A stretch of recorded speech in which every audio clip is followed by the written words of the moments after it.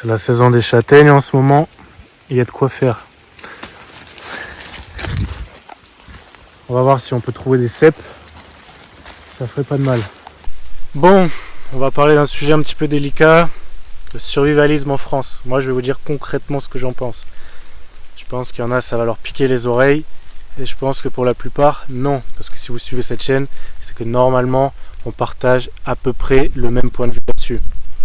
Déjà, il faut savoir qu'en France, le survivalisme, on est vu comme une secte. Comme des gens qui se préparent à la fin du monde. C'est souvent caricaturé. Après, on est en France, c'est normal. Je vais aborder plusieurs points dans cette vidéo, d'accord ? Le premier point, la préparation, c'est importante. Alors, la préparation à quoi ? Ben, on ne sait pas, justement, c'est ça. La préparation, c'est important. Si vous voyez autour de vous, même vous, vous préparez quoi ? Vous préparez votre retraite. Vous préparez votre avenir. Parce que vous savez qu'un jour, vous ne serez plus en mesure de subvenir à vos besoins. Donc, vous travaillez, vous cotisez pour pouvoir profiter de votre retraite. Donc, c'est une forme de préparation. C'est comme la cigale et la fourmi. Il y en a un qui bosse, il y en a un qui chante. D'accord ? L'hiver arrive, il y en a un qui va survivre, il y en a un qui va crever. C'est bien différent cette histoire parce qu'on sait que l'hiver va arriver bientôt. Donc voilà. Il y en a un qui préfère vivre sa vie à fond, l'autre qui préfère profiter plus tard. D'accord ? C'est l'instinct de survie. Il y en a qui l'ont, il y en a qui l'ont pas. La mondialisation ne nous a pas tous affectés de la même manière. Ensuite, quand il arrive quelque chose de grave, d'accord ? Je ne vais pas dire le mot, mais je pense que vous voyez tous de quoi je parle. Ce qui s'est passé en 2020, un événement tragique. Il y en a qui se retrouvent comme des cons, qui n'ont rien de préparé. D'accord ? Donc c'est la ruée au supermarché pour aller acheter du PQ. Ok ? Les gens, ils n'ont pas à bouffer dans leur placard, ils n'ont rien, ils ne sont pas prêts. Du coup, ils subissent la situation. Et là, c'est quand le drame arrive que les esprits commencent à se réveiller et qu'on commence à se dire, putain, en fait, ils n'étaient pas très cons, ces gens-là. D'accord ? Mais bon, c'est une fois que le mal est passé, que voilà. Bref. Je pense que d'ailleurs, il y en a beaucoup d'entre vous qui étaient préparés à ce genre de situation. D'accord ? C'est le but, justement. On n'attend pas forcément une invasion de zombies ou un truc complètement pas farfelu, mais qui paraît assez peu probable, en tout cas à court terme. Ensuite, il faut savoir les médias. Les médias, ils aiment bien nous descendre, c'est leur jeu préféré, nous faire passer pour des cons. Et qu'est-ce que vous voulez ? De toute façon, on ne peut rien faire. Les médias, ils sont là pour faire des vues, du buzz. Donc, on ne partage pas les mêmes opinions. Mais bon, voilà, je pense que vous êtes un petit peu au courant du contexte actuel. On va éviter de citer des noms sensibles pour éviter que la chaîne se fasse ban. C'est la guerre, d'accord ? C'est la guerre en Europe de l'Est, Moyen-Orient. La journée, ces dizaines de victimes sont exhibées par les islamistes. Et ça, les gens n'y étaient pas forcément préparés, d'accord ? Donc, nous, on est au chaud, on est notre petit cocon, on voit ça aux infos, et derrière, on fait notre petite vie tranquille. Et c'est la politique de l'autruche. On préfère faire comme si ça n'existait pas ou donner nos soutiens sur les réseaux sociaux, ce qui est bien, on ne va pas critiquer ça, c'est une bonne chose. Mais derrière, si ça nous arrive, il y en aura qui seront prêts, il y en a qui ne seront pas prêts. Quand vous voyez ce qui s'est passé dans l'Est, est-ce que les gens s'attendaient à ça ? Je ne pense pas.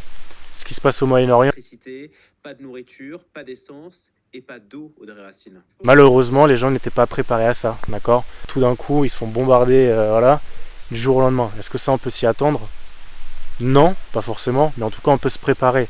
D'accord ? Ça coûte rien de se préparer et de mettre quelques actions en place tous les jours, tous les mois, pour que le jour où ça arrive, on soit prêt.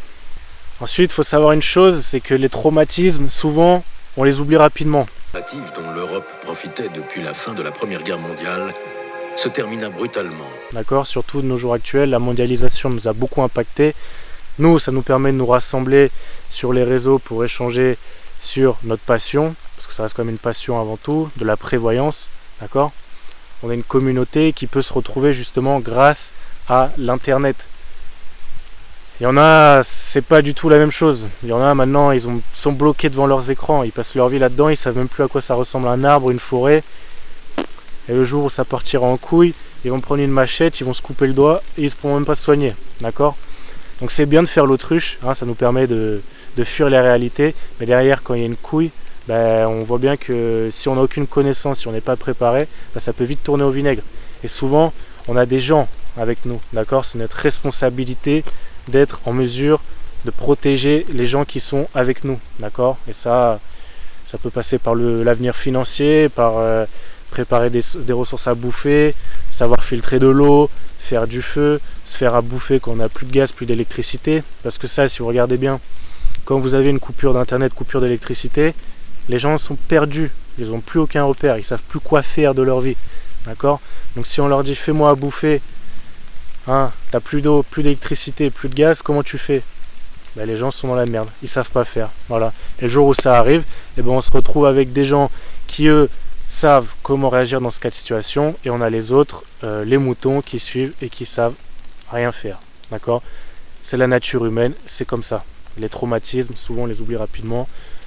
Mais là, ça commence à revenir. Avec tout ce qui s'est passé ces derniers temps, je pense qu'il y a quelques esprits qui commencent à se réveiller. Moi, qu'est-ce que j'en pense du coup du survivalisme?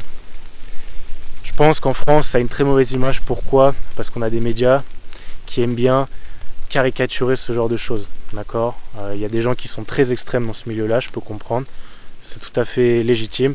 Et les médias aiment bien en rire de ces gens-là. Mon avis là-dessus, c'est que je pense que c'est même pas un loisir, une passion, c'est qu'il faut se préparer. Il faut savoir se prendre en main. Moi, j'ai été à l'armée pendant une bonne partie de ma vingtaine. Je suis toujours dans ma vingtaine.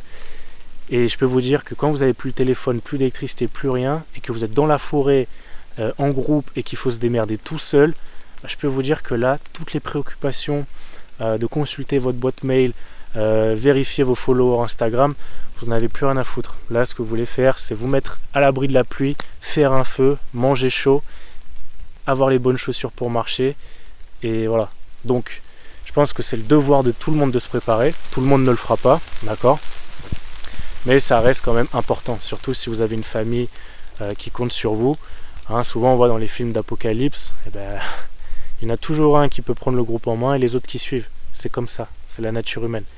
Donc moi, je vous invite fortement à vous préparer, d'accord? C'est une obligation, c'est un devoir. Quand vous avez pris conscience des dangers qui peuvent vous frapper du jour au lendemain, vous ne devez même plus réfléchir. Vous devez mettre les actions en place pour vous, pour vos proches, d'accord?